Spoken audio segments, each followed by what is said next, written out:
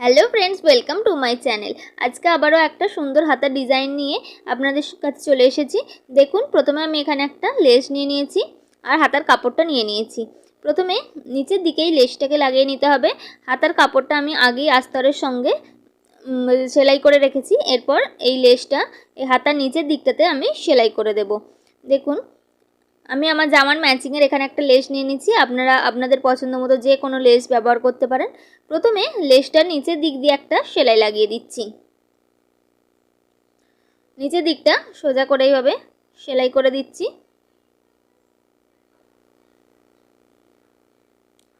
সেলাই লাগিয়ে নেওয়ার পরে এবার এক্সট্রা যে লেসটা আছে সেটাকে কেটে বাদ দিয়ে দেবো। এরপর উপরের দিকটা দেখুন, একটু এভাবে হাফ সার্কেল শেপ দেওয়া আছে। ঠিক যেরকম শেপ দেওয়া আছে লেসটাতে আমি সেইভাবেই এটাতে সেলাই করে নিচ্ছি, যাতে সেলাই করার পর এই যে লেসটা কাপড়ের সঙ্গে খুব ভালোভাবে বসে যায়। সেই কারণে কিন্তু আমি যেমন শেপ আছে সেই শেপ অনুযায়ী কিন্তু আমি এটাতে সেলাই লাগাচ্ছি। আপনারা চাইলে যে কোনো ম্যাচিংয়ের সুতো দিয়ে সোজাভাবেও সেলাই করে নিতে পারেন, কিন্তু যেরকম শেপ থাকবে সেই মতো যদি সেলাই করেন জিনিসটা খুব ভালোভাবে ফিনিশিং আসে। পুরোটাতেই আমি এইভাবে ঘুরিয়ে ঘুরিয়ে সেলাই করে নিচ্ছি। ভিডিওটা আপনারা শেষ পর্যন্ত দেখুন। যদি ভালো লাগে তাহলে অবশ্যই একটা লাইক করে দেবেন, আর চ্যানেলে নতুন হলে চ্যানেলটাকে অবশ্যই সাবস্ক্রাইব করে নেবেন আরও নতুন নতুন ভিডিও দেখার জন্য। আর ভিডিওটা যদি ভালো লাগে তাহলে অবশ্যই শেয়ার করে দেবেন। দেখুন, পুরোটাতে আমি এইভাবেই ঘুরিয়ে ঘুরিয়ে সেলাই করে নিলাম সুন্দর করে। পুরোটাতে সেলাই করে নেওয়ার পর দেখুন এর ফিনিশিংটা কতটা সুন্দর এসেছে। এরপর এর নিচের দিক থেকে ফিতে ধরে 3.5 ইঞ্চি উপরে আমি একটা দাগ দিচ্ছি। 3.5 ইঞ্চিতে দাগ দিয়ে দিচ্ছি। ধারগুলোতেও এইভাবে 3.5 ইঞ্চি করে দাগ দিয়ে দিচ্ছি। দুই পাশেই দাগ দিয়ে নেব যাতে কাটিং করার সময় সোজাভাবে কাটা যায়। এরপর এই যে দাগ দিলাম 3.5 ইঞ্চি করে, সেটাকে এবার কেটে নিচ্ছি। কেটে নিলাম। কেটে নেওয়ার পরে এবার আমি এখানে দেখুন এই লেসটা নিয়ে নিয়েছি, যেগুলো একটু ট্রায়াঙ্গেল শেপের হয়, মানে ত্রিভুজের আকৃতি একটু শেপের, সিঙ্গারার মতো শেপের যে লেসগুলো সেগুলোকে নিয়ে নিয়েছি। এরপর প্রথমে হাতার যে উপরের কাপড়টা সেটাকে নিয়েছি, তার ওপরে লেসটাকে আমি উল্টো করে রেখেছি। হাতার কাপড়টা কিন্তু সোজা আছে আর লেসটাকে আমি এখানে উল্টো রেখে 1/2 ইঞ্চি করে মার্জিন রেখে এটাকে সেলাই করে নিচ্ছি।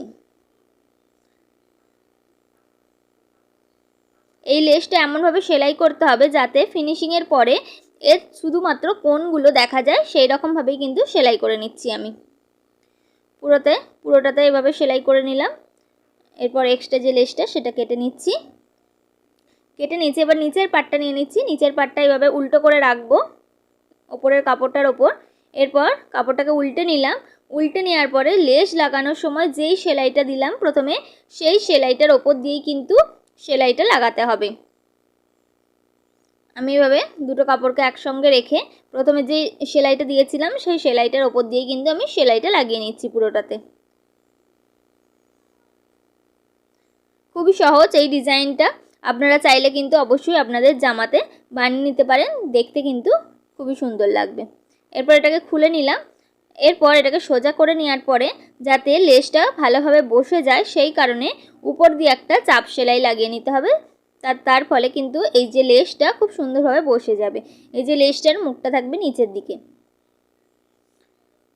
দেখুন এভাবে আমি কিন্তু উপর দিয়ে একটা চাপ সেলাই লাগিয়ে দিলাম।